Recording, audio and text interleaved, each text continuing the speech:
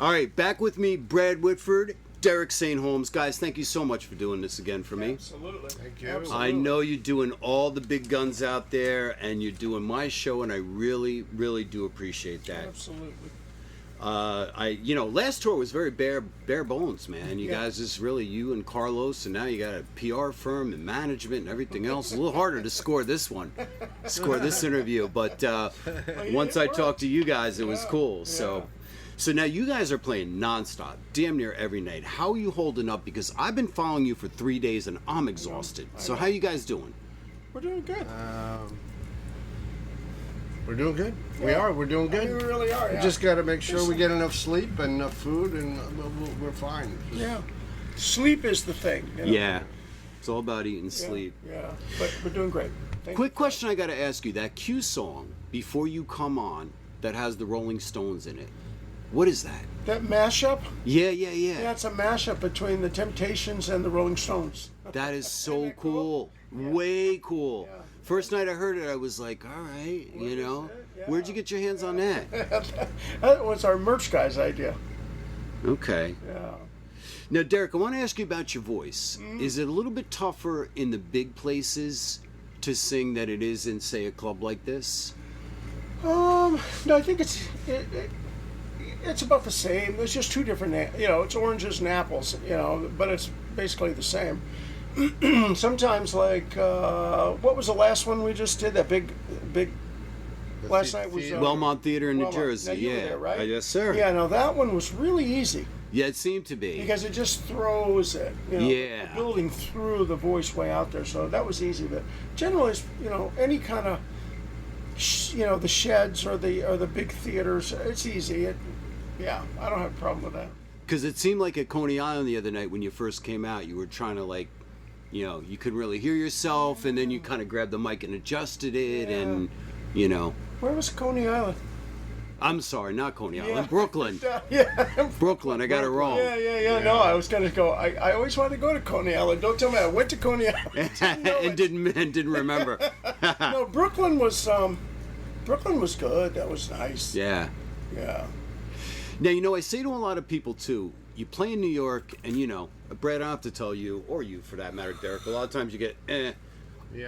New Jersey, they loved you guys last night, man. New Jersey was Right? Could you rocking. feel the different vibe in New Jersey? We felt the love in New Jersey. Yeah. Yeah. They were, killing it, Yeah. man.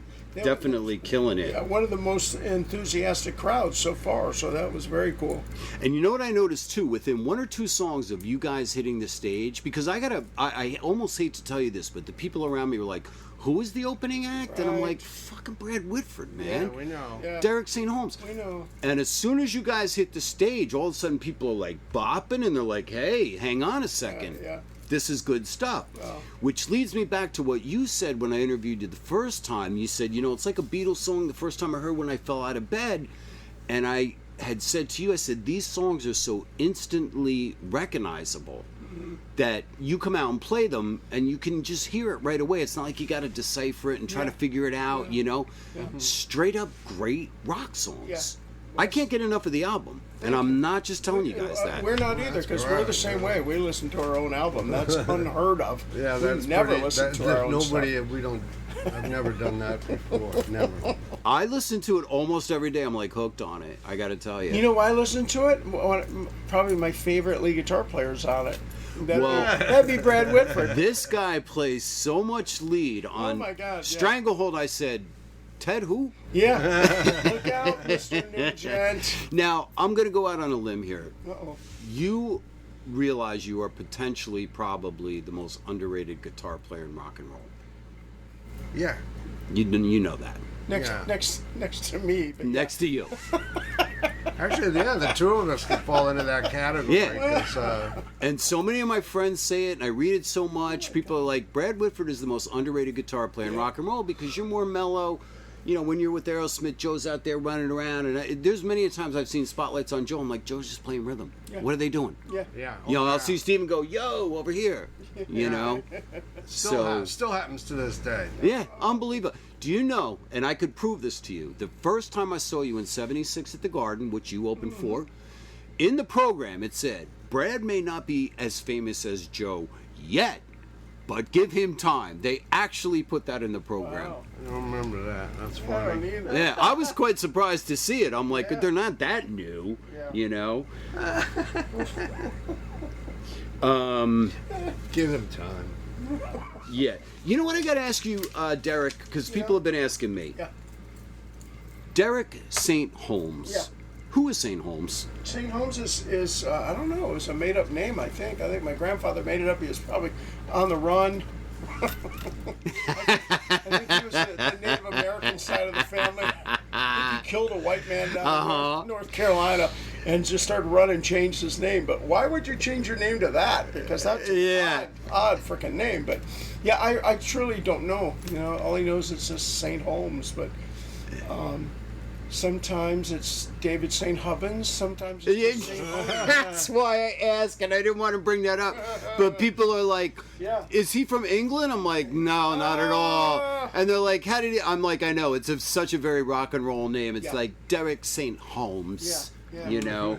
David St. Hubbins. Now, you know, we've been playing the hell out of the album. I had bought on the last tour, I bought a copy of the Reunion album, and I checked it closely. There's nothing that said not for, you know, only for promotional use. So I thought it's okay to put it on my station, Absolutely. play it on my show. I put it on the hour because I wanted to see people get it. And I was tweeting you guys. I don't know how many of your tweets you actually see to let you know I was playing it. And I said, okay, I haven't heard any cease and desist or anything like that. So I guess they're cool with it, you know? We're getting ready to see more of our tweets soon. Yeah, I had a feeling. I'm like, I don't think these guys check it. No, but that's great. And you cannot hurt us by playing that. Well, that's kind of what I thought. You can only Yeah. help us. Yeah. Yeah. If it stirs somebody to go, wow, okay, I just heard this. I'm going to go look. Oh, wow, it's on iTunes. Boom, I'm going to buy it. If the guy buys it, it's a win-win. Yeah, exactly. So thank you for that. Oh, Yeah. Again, I want to bring it to the people. Oh. You know, I share everything you guys do and say, look, you guys are missing out. You have got to Absolutely. hear Thank this, you. man. Thank you so much. You have definitely got to hear this. So now you're taking a 2-week break in a couple of weeks, back on the road. What's in store after this these last dates of the tour? I just asked Brad that, and he didn't know either. Okay, so I think I'm we're not trying going to to get an pick answer. up. No, you're not. I mean, I think we're getting ready to try to pick up a bunch of things in Florida, Okay. and then we are going to shut down because soon he's got to go to where South America. with Aerosmith, Yeah. and he's super happy So- about that. I sense that. Yeah. Now, Brad, I got to ask you, where did the South American tour come from, like out of the clear blue sky? When it was like, well, Aerosmith's not going to tour this year, and then all of a sudden there's, you know, a bunch of dates in South America. This has been in the works for quite a while. Yeah. I've heard about it for a long time. And of course, you know, nobody talks about it here because it doesn't matter. Nobody's going to see it. But it's been in the works for a long time.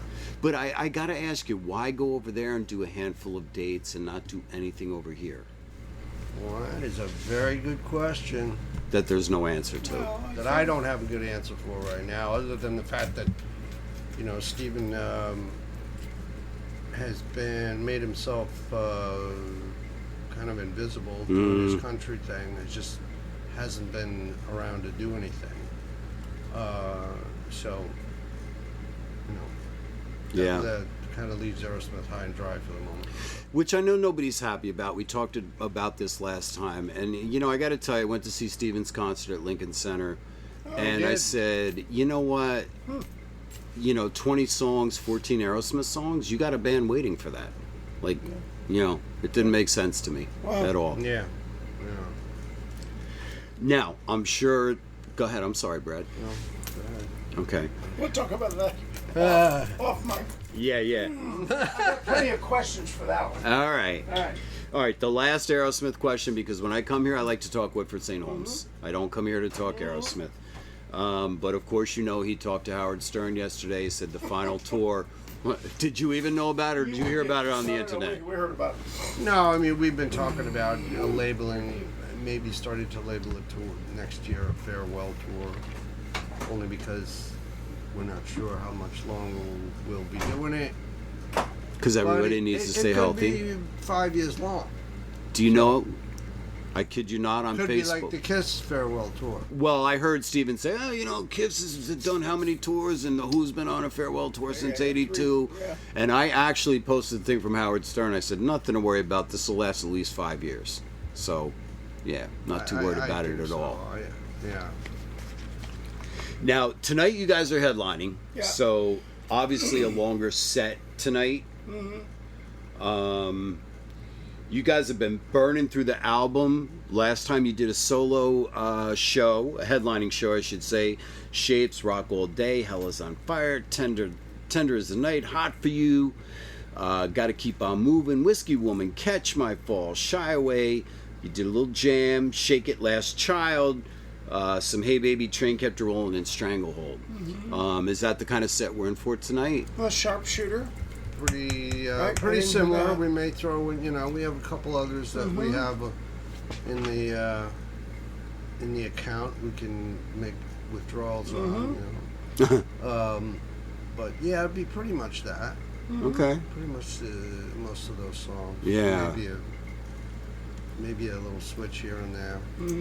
And your set before Whitesnake, although it's short, is very, very powerful.